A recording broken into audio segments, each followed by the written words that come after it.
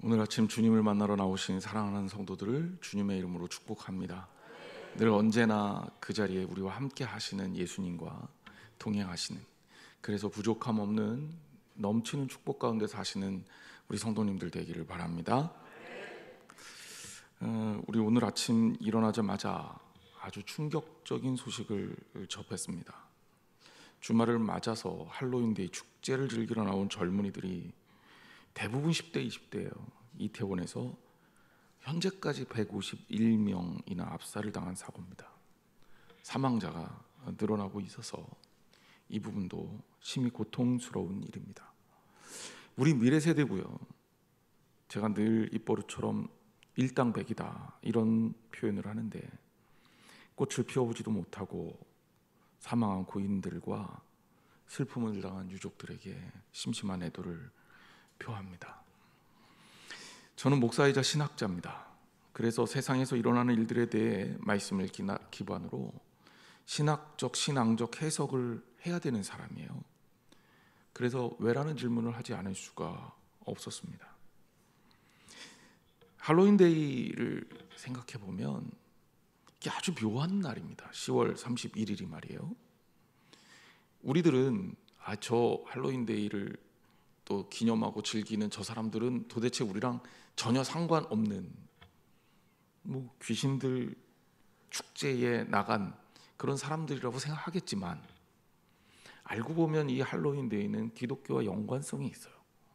이게 또 우리를 속상하게 하는 부분인데, 1517년 10월 31일이 무슨 날이냐? 바로 오늘 우리가 마틴 루터의 이야기를 안 할 수가 없는 종교개혁주일인데, 바로 마틴 루터가 독일에서 비텐베르크 대성당에 95개 조항을 대잡으로 붙이면서 종교개혁의 불길을 시작한 그런 날입니다. 우리 특별히 개신교 신자들에게는 10월 31일은 굉장히 의미 있는 날이죠. 우리가 지난주에 요시야 이야기를 하면서 요시야 왕의 종교개혁을 다뤘습니다. 이유가 있어요. 오늘 종교개혁에 이어지는 삶에 대한 이야기를 하려고 요시야 왕의 종교개혁의 이야기를 한 겁니다. 그렇기 때문에 10월 31일은 우리 기독교인들에게 굉장히 중요하고, 마음 가운데 이 개혁이라는 단어를 다시 한번 새겨야 하는 그런 의미 있는 날입니다. 근데 하필이면 이 날이 할로윈데이인 거죠. 게다가 이 할로윈데이를 우리가 자칫 오해하면 그냥 귀신 가면 쓰고 즐기는 귀신 축제인가 보다 이렇게 상식적으로 알고 있는데, 그것만이 아니에요. 이 할로윈이라는 어원을 보면 할로우라는 단어 자체가 성자라는 뜻입니다. 우리 기독교에서 말하는 성자, 거룩한 사람들. 그리고 윈, 이거는 전날 밤을 뜻하는 이브예요. 이게 우리가 크리스마스는 25일이지만 24일 날 저녁을 크리스마스 이브라고 부르잖아요. 그 의미가 윈이라는 뜻입니다. 그러니까 할로윈은 성자들의 날 전야다 이렇게 생각하시면 돼요. 그러면 이게 어떤 의미가 있는 거냐? 11월 1일이요. 캐톨릭에서는 이 날을 만성일이라고 지킵니다. 만성일이라는 말은 뭐냐면 성자들의 날이에요. 영어로는 All Hallows Day, 즉 모든 성자들의 날이다. 이 모든 성자들의 날이라는 의미가 어떤 거냐? 캐톨릭 우리는 좀 이런 건 좀 상관없지만, 캐톨릭에서는 성자들, 아주 유명한 영향력 있는 성자들은 기념해서 성자들의 기념일이 있어요. 근데 이제 기념일이 없는 성자들이 있단 말이에요. 이 기념일이 없는 모든 성자들의 날이 바로 11월 1일 만성일이고, 이 만성일 날 전야가 할로윈 데이인 거예요. 그러면 이 할로윈 데이가 사실은 우리 적어도 캐톨릭 신앙인들에게, 그리고 우리 기독교인이라는 카테고리를 가진 사람들에게 그냥 그저 그런 날은 아니라는 거죠. 의미를 부여할 수 있는 날이라는 거죠. 그래서 이때는 원래 이 성자들의 이 어떤 죽음과 거룩한 삶을 생각하면서 또 기억하고 또 한편으로는 또 그것을 축복하는 그런 기념일인 거예요. 그리고 그 전날 밤이 할로윈 데이인 거죠. 명칭상으로 그렇습니다. 그런데 할로윈 데이 날 우리는 뭘 보냐면 성자들의 거룩하고 혹은 마틴 루터의 종교개혁적인 이런 어떤 기독교 신앙적인 축제를 보는 게 아니라 악마나 괴물과 마녀 등의 흉측한 분장을 하고 돌아다니면서 축제를 즐기고, 아이들은 잭 오랜턴이라는 호박으로 만든 이걸 쓰고 다니면서 트릭 앤 트릿 외치고 다니고 사탕 얻으러 다니는 그런 축제로 알고 있단 말이에요. 그럼 이거는 어디서 나온 거냐? 고대 켈트족의 축제인 사윈이라는 곳에서 온 것입니다. 켈트족은요, 11월 1일이 한 해의 시작이고 10월 31일은 한 해의 끝날입니다. 그러니까 송구영신하는 날이에요. 송년의 밤인 거예요. 그럼 이날 뭘 했었냐? 켈트족은 음식을 마련해서 죽음의 신에게 제사를 드려요. 그리고 죽은 이들의 혼을 달래고 악령을 쫓았던 날입니다. 그런데 이제 악령과 죽은 이들이 돌아다닌다고 생각하니까 그들에게 해를 받지 않기 위해서 자신들도 악령처럼 분장을 하기 시작한 거죠. 이 자신들을 악령으로 분장하고 하나의 마지막 날을 그들을 좀 달래고 우리를 좀 봐달라고 하는 그런 미신에서 온 날이 이 켈트족의 10월 31일인데, 이게 성자들의 전날 밤, 그러니까 만성일 전날 밤이라고 불리우는 할로윈데이하고 합쳐진 거예요. 그러면서 이게 미국에서, 이게 원래 이 켈트족의 후예가 아일랜드 사람들이거든요. 1840년에 아일랜드에 대기근이 일어나요. 그래서 이때 미국으로 많은 사람들이 이주를 합니다. 이 미국으로 이주하면서 종교적 축제가 문화적 축제로 이렇게 변질되기 시작하면서 이렇게 자리를 잡게 된 거죠. 그리고 우리나라에 이게 최근에 불과 그렇게 오래되지 않았잖아요. 저 어렸을 때 할로윈데이라 그래서 뭐 하는 거 못 봤으니까 우리나라에 들어오면서 사실은 우리나라의 상업주의적 그런 어떤 것과 맞물려서 할로윈데이가 이렇게 젊은이들이 즐기는 이제 코스튬 쇼, 코스튬 축제 이렇게 바뀌어 버린 거죠. 그리고 그 와중에 이태원에서 어마어마한 사고가 난 겁니다. 그 축구장 같은 데서는 종종 사고가 나요. 근데 밀집된 공간이고 그러니까. 근데 어떻게 이 오픈된 길거리에서 이런 사고가 났는지 이해가 되지 않습니다. 저는 이걸 보면서 이 기독교인들이 전혀 무관하냐 이런 질문에 마음에 부담감을 느낄 수밖에 없어요. 종교와 문화가 어떤 식으로 결합되고 또 어떻게 연결되어야 하는지 이런 고민을 안 할 수가 없다는 거죠. 그리고 우리 문화의 상업주의, 배금주의적인 어떤 풍조가 때로는 얼마나 비극적 결과를 낳을 수 있느냐 이런 생각도 하게 됩니다. 한편으로 이 혼합주의적인 것이 얼마나 위험한지, 지난주에 우리가 요시야의 종교개혁을 보면서 하나님의 성전에서 아세라 신상이 막 나오고 아세라와 바알에게 제사 드리던 그 그릇들이 나오고, 게다가 남창의 집이 거기 안에 들어있었다는 것도 충격적으로 받아들였잖아요.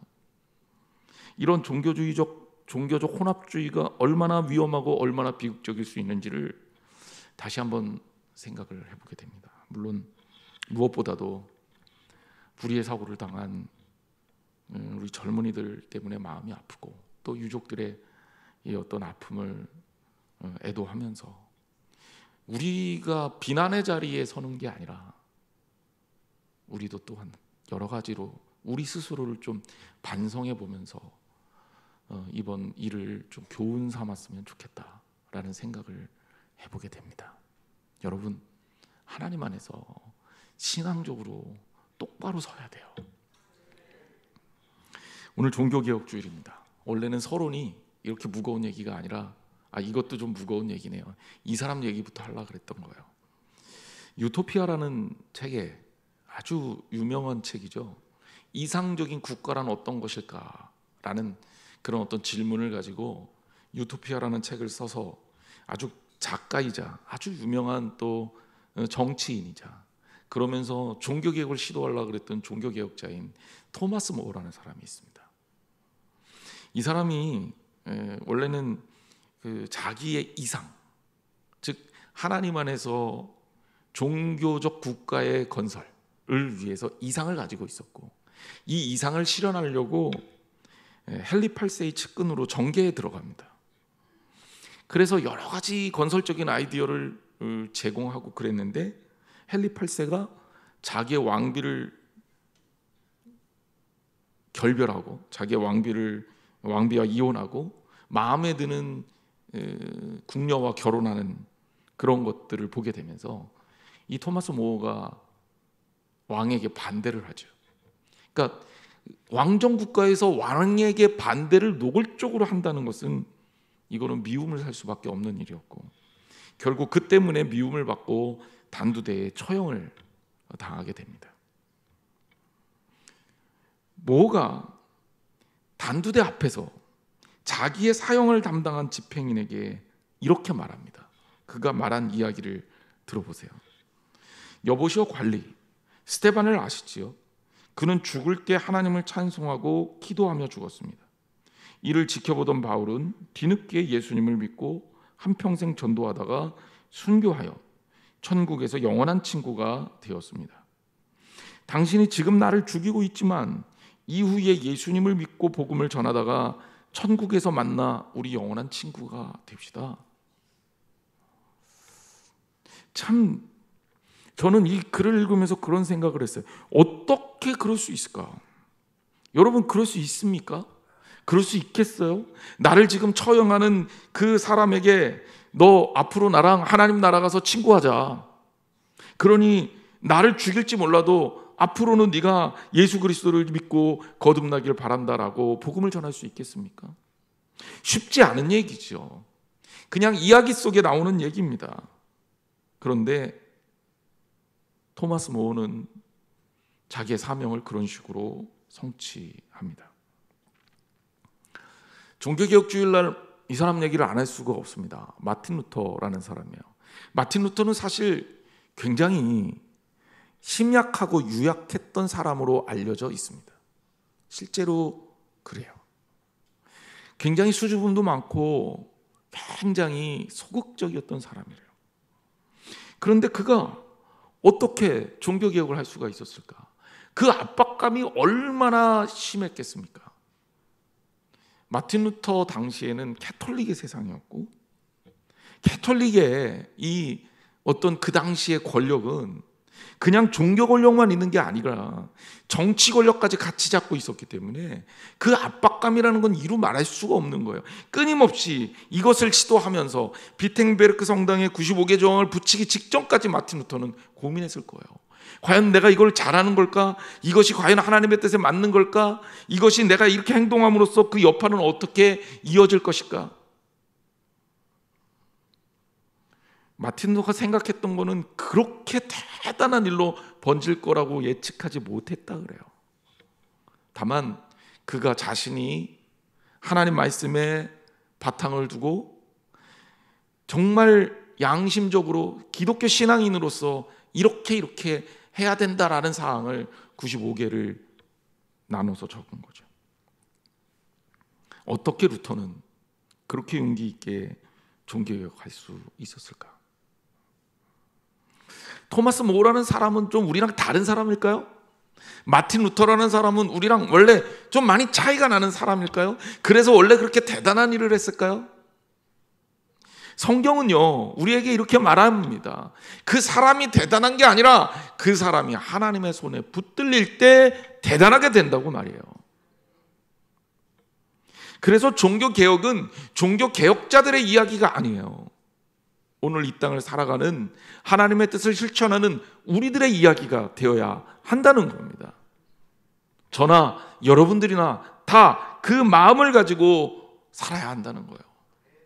그럼 토마스 모어나 마틴 루터나 우리가 오늘 예를 들을 스데반이나 혹은 오늘 같이 본문에 등장할 바울이라는 이런 사람들의 그 마음에 두었던 가장 핵심적인, 그들로 하여금 개혁자로 하나님의 말씀을 전하는 사람으로 살 수밖에 없게 만들었던 그 핵심, 마음의 중심은 무엇이었을까? 오늘 그 이야기를 좀 해보고 싶은 거예요. 먼저 스데반 이야기를 좀 해볼게요. 스데반이 사도행전 6장에 보면 집사가 세워지는데 처음 이름이 나옵니다. 이게 스데반은 처음에 성경에 어떻게 등장하냐? 초대교회 배경이 있죠. 초대교회 원래 구제하는 일을 열심히 했었어요. 예루살렘 교회예요. 처음에 구제하는 일을 누가 했냐? 생각해 보세요. 교회에 교인들이 교회에 오면서 그들이 가지고 있는 재산도 교회에다가 내고 헌금도 하고 이런 것들을 모아서, 그래서 때로는 가난한 사람들, 도와야 될 사람들을 돕는 거죠. 그런데 이제 그 중에 히브리파 과부가 있고 헬라파 과부가 있는 거예요. 이제 과부나 고아는 구제 대상 1, 2순위니까 무조건 도와야 돼요. 그런데 이 당시에 대부분의 사도들이 히브리 사람이었잖아요. 즉 예루살렘 출신, 갈릴리 출신 유대인들이란 말이에요. 그러니까 이 사람들이 히브리파 유대인이라고 보면 디아스포라 유대인, 즉 외부에서 살다가 들어온 예루살렘에서 사는 헬라파 유대인들 중에 기독교인이 있는데 그들에게 구제하는 일이 어려웠던 거예요. 그래서 이 헬라파 구제하는 일이 자꾸 어그러지게 됩니다. 그러니까 놓치는 거죠. 뭐 여러 가지 이유가 있었겠죠. 뭐 사정을 제대로 보고 못 받아서 그렇고 또 바빠서도 그렇고. 그래서 사도들이 모여서 결정하기를, 야, 우리가 이 일까지 감당하는 게 쉽지 않다. 우리는 하나님 말씀 전하는 일에 좀 집중하자. 우리가 물리적인 시간이 있으니까 이 일까지 맡아서 다 하게 되면 결국 실수가 나올 수밖에 없구나. 이 일을 도울 사람을 좀 뽑자. 그래서 세워진 게 초대교회 7집사입니다. 그 7집사 중에 스데반이라는 사람이 나오는 거죠. 재미있게도 6장에서 7집사가 세워지고 스데반이 7장에서 순교합니다. 그 중간에 스데반이 세워진 목적에 따라서 여러 가지 일들을 제대로 했다는 얘기는 하나도 없어요. 그냥 7집사로 세워졌는데 7집사 중 스데반이라는 사람이 복음을 증거하다가 돌에 맞아서 죽었다는 이야기예요.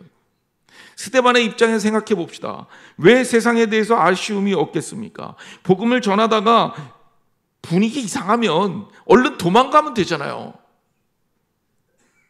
그런 생각 안 해보셨나요? 분위기 이상하고 죽을 것 같으면 그냥 오늘은 여기까지만 하고 다음에 계속 할게요. 그러고 가면 되잖아요. 그런데 그러지 않아요. 위험을 모르지도 않고 위험을 감당하고 그는 복음을 증거합니다. 그러다가 사람들의 편견과 광기 때문에 돌에 맞아 죽게 되는 거죠.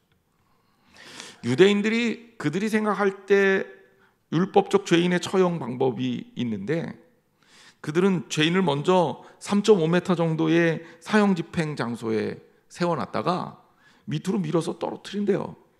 그러면 사람이 3.5m에서 떨어지면 다칠 거 아니에요. 최소한 심각한 타격을 입든지 심하면 죽을 수도 있는 거죠. 그랬을 때 그가 죽지 않았을 경우에 돌을 던져서 죽게 만들었다는 거예요. 그리고 그 일들을 할 때 순서가 있어요. 증인들이 먼저 던진 후에 주위 사람들이 던졌답니다. 근데 오늘 본문을 읽어보면 이런 제대로 된 과정 없이 그냥 스데반을 즉결해서 처형합니다. 제가 스데반이 어떻게 죽었다 이 이야기를 하려는 게 아니에요. 스데반의 죽기 전 모습을 여러분과 나누고 싶어서 그런 거예요. 사도행전 7장 55절과 56절에 보면 스데반에 대해서 성경이 이렇게 말합니다. 스데반이 성령 충만하여 하늘을 우러러 주목하여 하나님의 영광과 및 예수께서 하나님 우편에 서신 것을 보고 말하되 보라 하늘이 열리고 인자가 하나님 우편에 서신 것을 보노라. 성경이 전하고 있는 스데반의 마지막 모습입니다. 스데반의 모습 가운데 우리가 좀 봐야 될 부분이 있어요. 55절 말씀에 스데반이 성령이 충만했다 그랬어요. 그리고 나서 어떻게 했습니까? 하늘을 우러러 주목하여 하나님의 영광과 예수께서 하나님 우편에 서신 것을 보았다 그랬습니다. 그리고 하늘이 열리고 하나님 우편에 서신 것을 내가 본다라고 말을 합니다. 자, 그리고 나서 스데반이 어떻게 행동하느냐? 주님의 모습을 그대로 따라서 고백합니다. 7장 59절에서 60절에 보면 그들이 돌로 스데반을 치니 스데반이 부르짖어 이르되 주 예수여 내 영혼을 받으시옵소서 하고 무릎을 꿇고 크게 불러 이르되 주여 이 죄를 그들에게 돌리지 마옵소서 이 말을 하고 자니라 그랬어요. 생각해 보세요. 분노의 광기에 사로잡혀서 나를 미워하고 헐뜯고 죄도 없는데 나를 향해 돌을 던지는 자들 밉지 않을 수가 있습니까? 하나님, 저것들 저대로 두면 내가 죽을 것 같은데요. 왜 나를 이유 없이 핍박하는 거야? 너희들 나 죽였다가 이제 벌 받을 거야. 그 죄를 어떻게 감당하려고? 이렇게 저주하거나 그들을 향해 미움의 말들을 쏟아부을 수도 있었을 겁니다. 그런데 스데반은요, 그의 모습이 십자가에 달리신 예수님의 모습이 투사될 정도로 예수님의 모습 그대로를 받아들입니다. 주 예수여 내 영혼을 받으옵소서 부르짖고 무릎을 꿇고 주여 이 죄를 그들에게 돌리지 말라고 기도하고 있습니다. 겉으로 보기에 스데반은 완전히 지는 사람처럼 보이지만, 돌에 맞아서 죽어가는 죄인처럼 보이지만 그 모습이야말로 하나님 안에서 신앙을 온전하게 지킨, 죽음조차도 이긴 승리자의 모습이라는 겁니다. 그럼 이것이 어디로부터 왔는가? 저는 그의 시선에 답이 있다고 생각해요. 많은 사람들은 땅을 보며 삽니다. 죽는 순간까지도 땅만 봅니다. 돈과 명예와 권력 이것만 쫓아다니며 삽니다. 한 푼이라도 더 벌어서 잘 먹고 잘 살려고 합니다. 죽는 순간까지도 재산 걱정이고요. 남겨진 유산 때문에 자녀들 관계에 어려워지고요. 또 자식 걱정하다가 죽어요. 땅의 문제를 놓고 다 고민하다가 죽는단 말입니다. 땅만 보고 사는 거죠. 그런데 죽을 때 정작 그렇게 집착했던 땅의 것들을 하나도 소유하지 못하고 세상을 떠나요. 그게 인간 아닙니까? 평생 땅의 것들 집착하며 땅만 보고 살다가 정작 죽을 때 그렇게 집착했던 것들 하나도 못 가지고 갑니다. 그게 인간이에요.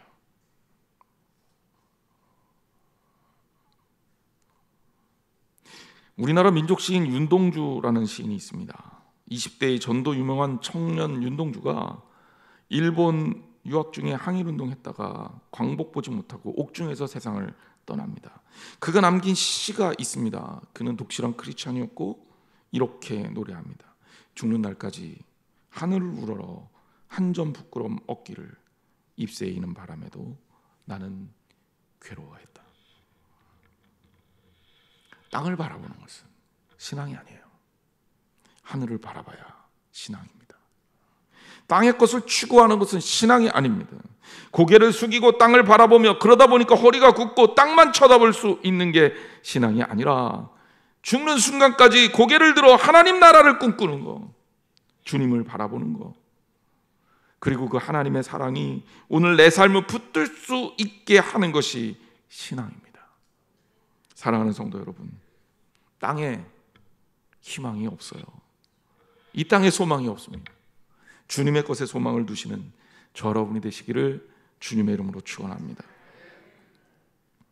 토마스 모어가 언급했던 두 번째 인물이 있습니다.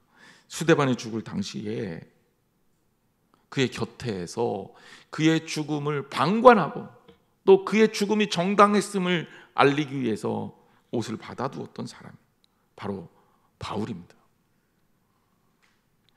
바울의 삶은 스데반의 삶과 조금 다르죠. 왜냐하면 스데반은 첫 번째 설교하다가 바로 죽었잖아요. 근데 바울은 그래도 비교적 오래 살아요. 전해지는 바에 의하면 80세가 넘게 산 걸로 알려져 있습니다. 그럼 바울은 편안하고 즐기고 이 땅의 것들과 적당히 타협하고 살아서 오래 산 거냐? 아니죠. 바울의 삶의 방식은 어떠했느냐? 바울은요, 젊은 날 오히려 예수를 핍박했던 그 선봉에 섰던 사람입니다. 스데반이 복음을 전할 때 무시하고 조롱했던 사람입니다. 그는 예수 그리스도의 대적자였고 박해자였습니다. 크리스찬들의 원수였습니다. 바울은 그래서 오히려 자기의 부족한 모습을 자기가 잘 알고 하나님 앞에 철저하게 회개하고 하나님이 제시하는 또 다른 길을 갑니다. 그러면서 그는 인생의 말년에 끝까지 하나님에 대한 중심을 놓지 않고 살아갑니다. 그는 자신의 삶을 바라보며 평가하고 이렇게 얘기합니다.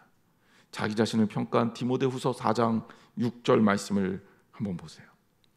전제와 같이 내가 부어지고 나의 떠날 시각이 가까웠도다. 전제와 같이 내가 부어진다. 이 표현이 뭘까? 이 표현은 굉장히 의미심장한 표현입니다. 우린 전제가 뭔지 잘 모르니까 이 표현을 완벽하게 이해할 수 없어요. 전제는 뭐냐면 제사의 종류입니다. 제사를 드릴 때 제사가 어떤 것을 드리느냐에 따라서 나눠지기도 해요. 그때 전제는 바로 드리는 종류가 독한 포도주였습니다. 술이죠. 자, 술을 하나님의 제사에 쓰는 겁니다. 그리고 그것을 부어서 드리는 제사입니다. 자, 여기엔 두 가지 의미가 있어요. 첫 번째는 뭐냐면 전제는 단독으로 드려질 수가 없다는 사실이에요. 전제는 전제만 가지고 제사를 못 드려요. 술만 부어갖고 제사가 되지 않아요. 이 전제는요, 희생 제물 위에 드려집니다. 즉 다른 동물, 양이나 송아지나 또 혹은 비둘기나 이런 것들을 제사를 드릴 때 같이 부어서 드리게 돼 있습니다. 그러면 이건 뭡니까? 전제와 같이 내가 부어지겠다. 이 표현은 남는 것이 없어요. 완전히 다 불살라집니다. 쏟아집니다. 그래서 주님을 위해서 그렇게 드려지겠다는 표현이에요. 게다가 예수님이 어떤 분입니까? 예수님은 스스로 제물이 되신 분 아닙니까? 예수님이 이 땅에 스스로 제물이 돼서 우리와 하나님 나라를 위해서 하나님과의 관계를 화해시키려고 화목제물로 또 희생제물로 드려진 분이 예수님이란 말이에요. 바울은 그 예수님 그 위에 부어지는 내가 전제와 같은 존재가 되겠다는 거예요. 내가 대단한 사람 아닙니다. 내가 나타나지 않겠습니다. 여러분들이 전제를 모르시는 이유가 전제가 제사의 중심이 될 수 없기 때문에 그래요. 하지만 전제로 드려지면서 나는 예수 그리스도를 위해서 최선을 다해서 그분과 함께 부어지겠다, 쓰임 받겠다라는 각오인 겁니다. 하나님을 위해서 죽을 때까지 최선을 다하겠다는 다짐이고 결심입니다. 이게 그 비장함이에요. 두 번째, 이 땅에서의 삶을 우리가 생각할 수 있습니다. 제사로 제물로 드려진다라는 것은 어떤 의미를 갖느냐? 흠이 있으면 안 돼요. 문제가 있으면 안 돼요. 순결해야 합니다.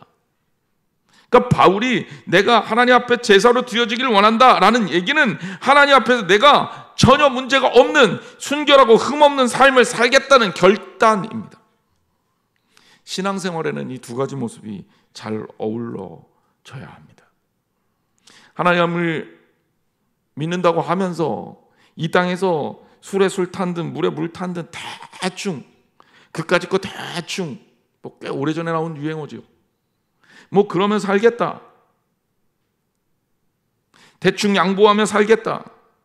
여러분, 신앙의 형식은 또 때로는 나타나는 표현은 얼마든지 양보할 수 있지만 본질은 양보할 수가 없어요. 본질은 말이에요, 목숨을 걸고도 지켜야 하는 겁니다. 마틴 루터 종교개혁 정신이 뭡니까? 솔라 스크리프라, 솔라 피데, 솔라 그라치아. 오직 말씀으로만, 오직 은혜로만, 그리고 오직 믿음으로만. 여러분, 오직이라는 단어가 붙은 이유가 뭔지 아세요? 본질에 있어서는 양보할 수 없다는 겁니다. 이게 신앙이에요. 세상과 타협하지 말아야 돼요. 근데 우리 대부분의 크리스찬들 거꾸로 삽니다. 본질을 너무너무 양보 잘해요. 껍데기는 양보 안 해요. 그러니까 오히려 배타적이라는 얘기만 듣는 거예요. 하나님 앞에서 양보할 수 있는 문제, 그것들에 대해서 양보해야죠. 우리가 져줘야죠. 때로는 져줄 수 있어요. 하지만 말입니다, 하나님 안에서 지켜야 될 것들에 대해서는 생명을 다해서 지켜야 되는 거예요. 그래서 스데반이 죽고, 그래서 바울이 고통스럽게 힘들고 어렵게 산 겁니다. 바울이 얼마나 어렵게 살았나. 디모데후서 4장 7절 8절 말씀 보세요. 바울이 자신의 삶에 대해서 이렇게 얘기합니다. 나는 선한 싸움을 싸우고 나의 달려갈 길을 마치고 믿음을 지켰다. 이제후로는 나를 위하여 의의 예비관이 면류관이 예비되었으므로 곧 의로우신 재판장이 그날에 내게 주실 것이며 내게만 아니라 주의 나타나심을 사모하는 모든 자에게 도니라. 자, 그런데 자신의 삶은 뭐라고 얘기하느냐? 선한 싸움이에요. 싸움이요. 싸움 해보셨죠? 싸움 힘들어요, 어려워요? 둘 다 마찬가지죠. 힘들고 어렵죠. 싸움을 평안하게 할 수 있습니까? 싸움을 대충 할 수 있나요? 싸우는데 그렇게 널널하게 할 수 있습니까? 싸움은요, 악착같이 하는 거예요. 그렇잖아요. 그리고 이왕 했으면 이겨야지.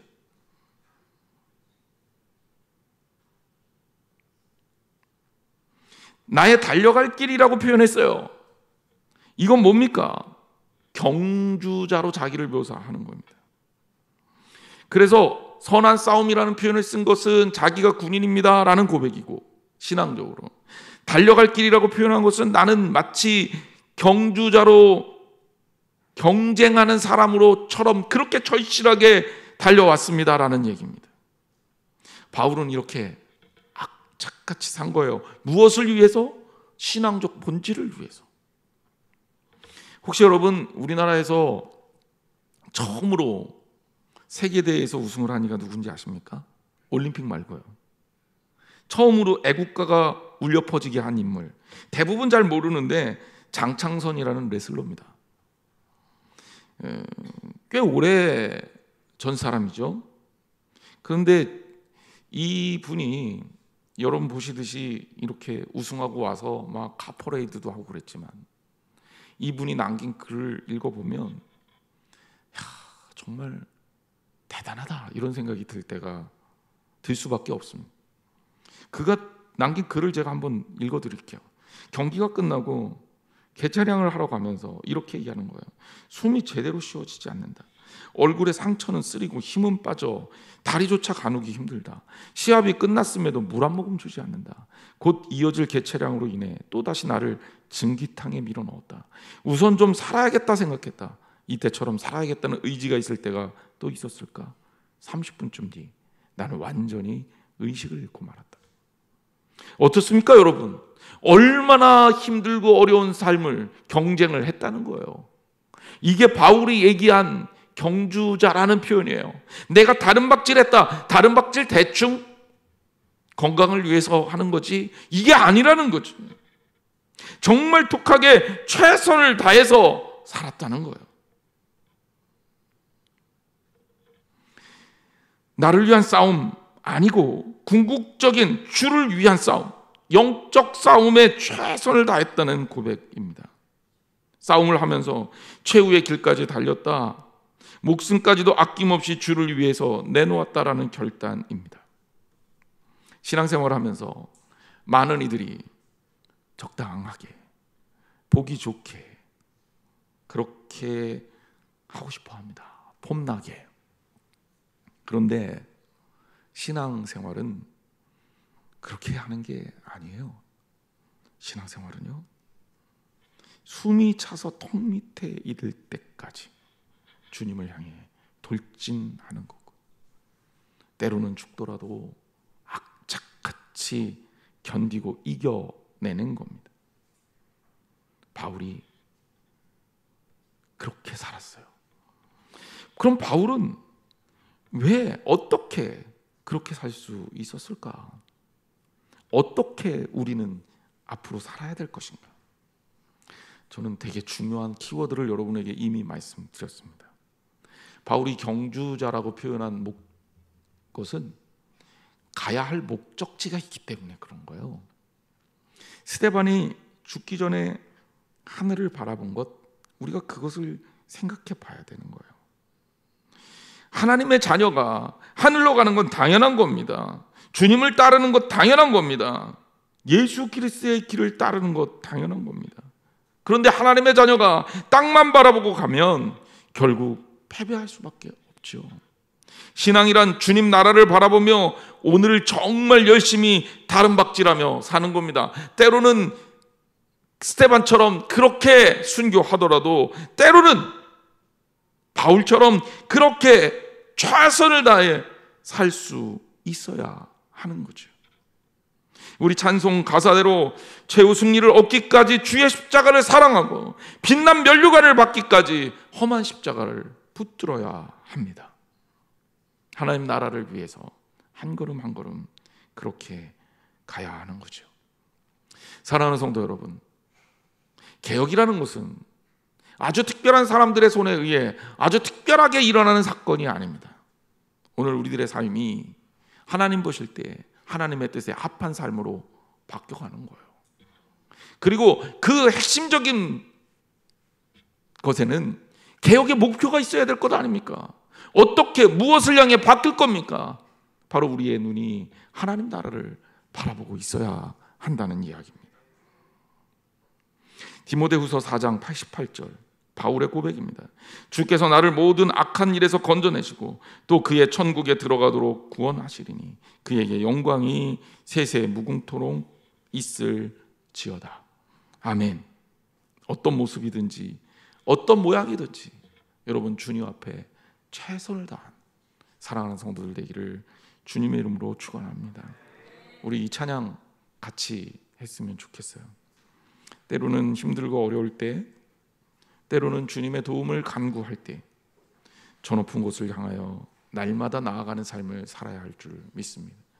아래쪽을 바라보지 마시고 땅을 쳐다보지 마시고 주님의 나라를 바라보며 한 걸음 한 걸음 다 살아가는 저 여러분이 되시기를 주님의 이름으로 축원합니다.